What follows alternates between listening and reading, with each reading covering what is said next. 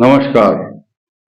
धनु राशि पर बहुत विस्तार से चर्चा करेंगे क्योंकि पिछले 3 दिन से हम स्टडी कर रहे हैं इस बात की कि धनु राशि पर अगले 15 दिन में उन दिनों की बात करेंगे जब दो ग्रहण 25 मार्च और 8 अप्रैल के बीच में इस 15 दिन के अंतराल में दो ग्रहण हो रहे हैं और पूरी सृष्टि के लिए ये समय छाया पक्ष है, ये छाया है, पेन्यूमरल जिसे बोलते हैं ना, छाया है। कैसी छाया? सभी देशों में, कई देशों में ये ग्रहण दिखाई देगा, लेकिन ये छाया भारत में दिखाई नहीं देगी। लेकिन इन दोनों के बीच में जो पक्ष, ये समय है, ये 15 दिन का, इसको सूतक काल अगर कहेंगे तो अतिशयोक्ति नहीं होगी। कारण क्या है? इस दौरान कोई भी मांगलिक कार्य नहीं किया जाता। 16 संस्कारों में से कुछ इंपॉर्टेंट संस्कार जो बहुत महत्वपूर्ण होते हैं नहीं किए जाते हैं, कुछ किए जाते हैं। और ये धनु राशि के लिए कुछ विशेष परिवर्तन होने की संभावना है। क्या क्या ग्रह बदल रहे हैं, क्या क्या आपके ऊपर प्रभाव डालेंगे, हम उन पर विशेष चर्चा करेंगे। 24 और 25 तारीख को ही धनु राशि के 10वें भाव में चंद्रमा संचरण करेंगे और केतु के साथ उसकी स्थिति होगी। मेन चीज क्या है? उस दिन आप अशांत होंगे, कुछ लोग नौकरी में मन नहीं लगेगा, इसलिए दूसरी नौकरी के प्रति ज्यादा आश्वस्त और चिंतित और क्यूरियोसिटी उनकी बनी रहेगी कि मैं जॉब चेंज करूं, व्यवसाय चेंज करूं, या किसी छुट्टी लेकर के कोई अपने व्यक्तिगत काम करूं। हालांकि आपके कार्यों में व्यवधान, परेशानी, तनाव, चिंता, कष्ट रहेगा। कारण क्या है? आपके चतुर्थ भाव में भी इस पक्ष के दौरान कुछ पाप ग्रह चल रहे हैं और नौकरी स्थान को इफेक्टेड करने वाला चंद्रमा और केतु भी 10वें भाव में है। जॉब चेंज और कुछ बदलाव के संकेत स्पष्ट रूप से साफ साफ दिखाई दे रहे हैं। तथा धनु राशि का स्वामी तो अच्छी पोजीशन में है, लेकिन उसी स्थान पर आपकी नौकरी स्थान का स्वामी वो रेट्रोग्रेड भी होगा और अस्त भी हो जाएगा।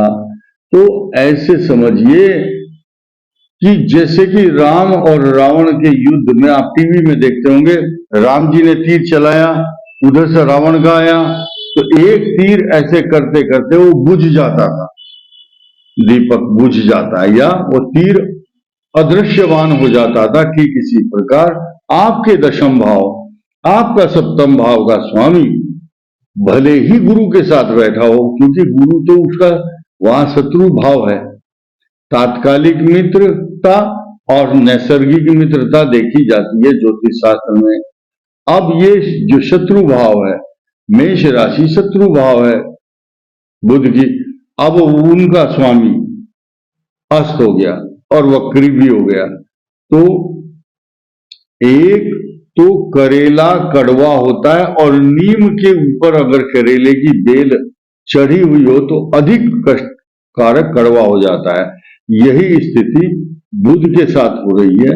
वो धनु राशि के 10वें भाव और 7वें भाव का लॉर्ड होकर वो अच्छा फल प्रदान नहीं कर रहा है, क्योंकि आपकी राशि के 10वें भाव के मूल त्रिकोण से 8वें भाव में, अष्ट तो अच्छा नहीं है ना। ठीक इसी प्रकार आपके तीसरे स्थान पर मंगल और शनि, ये आपके साहस को, पराक्रम को, आपकी हिम्मत को लेश मात्र भी कम नहीं होने देते हैं। This is positive sign for Sagittarius sign.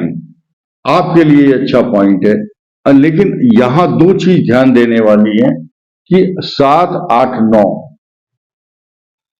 29, 30 और 31, 29, 30, 31 ये तारीखें आपके लिए अच्छा परिणाम, अच्छा फल नहीं देंगी। 3 दिन आपको अशांत करने वाला, आपके कार्यों में विघ्न बाधाएं पहुंचाने वाला, रुकावटें तथा अशांत चित्त, और अशांत चित्त व्यक्ति सुखी नहीं होता। और साथ साथ 7, 8, 9, 7, 8, 9 अप्रैल ये आपके लिए ट्रांजिट मोशन में आपके मन को, तन को, स्वास्थ्य को, विचार को, आपके साथ जो 4 ग्रहों की युति होगी उस समय वो आपके साथ जो बिहेवियर पैटर्न है ग्रहों का वो आपको अशांत चित्त करता है। तो इलाज क्या है? अभी हमने होली के अचूक उपाय करके एक वीडियो बनाया 3 दिन पहले, आप उसको ढूंढिए, रेफर कीजिए। आपके ऊपर आने वाले कष्टों का, दुख का निवारण उसमें दिया गया है।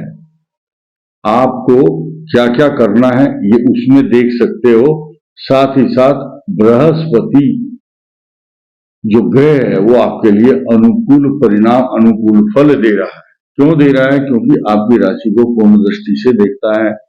आपके भाग्य स्थान का स्वामी अपने मूल त्रिकोण से अष्टम भाव में चला गया और वहां पर शुक्र, सूर्य, चंद्र और राहु, यानी कि कम से कम मानो तो 3 ग्रह तो अच्छा, सूर्य के साथ जो युति होगी उसमें 3 ग्रहों की आपसी स्थिति अच्छी नहीं।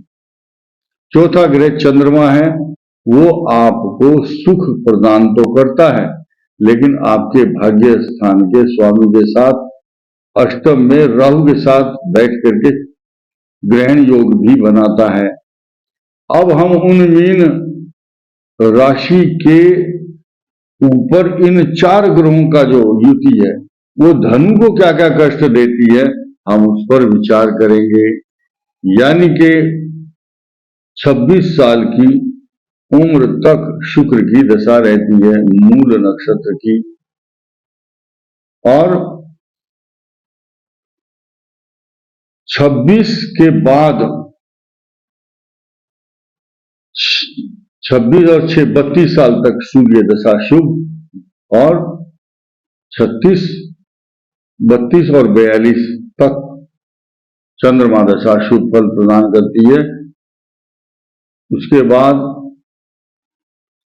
26 तक आपका शुक्र की दशा, 32 तक सूर्य दशा, 42 तक चंद्र दशा और 49 तक मंगल की दशा आपके लिए अच्छा परिणाम देती है। विदेश यात्राएं भी कराती है, अधिक खर्च भी, अच्छी एजुकेशन तथा अच्छी ट्रेनिंग आपकी होती है। 42 के बाद यानी कि मैंने आपको बताया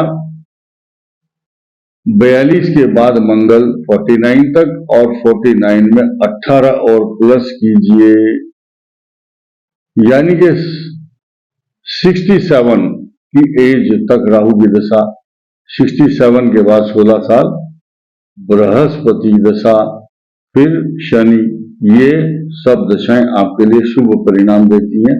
और पूर्वाषाढ़ा नक्षत्र वालों की 26 वर्ष की उम्र से पहले ही सूर्य की दशा समाप्त हो जाती है।